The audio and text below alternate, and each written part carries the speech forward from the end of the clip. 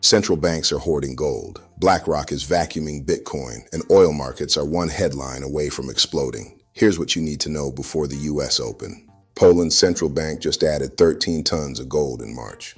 They're now at 583 tons, up 321 tons in just 3 years, heading for 700.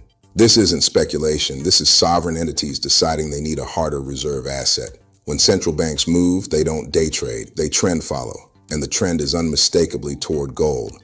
Meanwhile, oil got wild overnight. Reports of explosions in Iran spiked crude. Then it collapsed when the story turned out to be air defense drills, not missiles.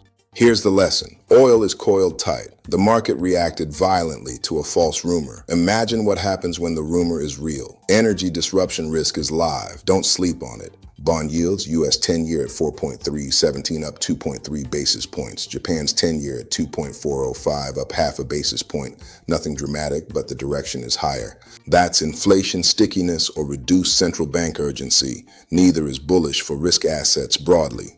Bottom line on macro, defensive positioning isn't fear. It's reading the room. Now, crypto, and the story here is institutional accumulation versus retail panic. BlackRock's Bitcoin ETF just absorbed another $246 million. That's fresh inflow, confirmed on-chain. And crypto quant data shows the real handoff happening. Long-term holders added 303,000 BTC in the last 30 days. ETFs took in 16,800. Short-term holders dumped 290,000.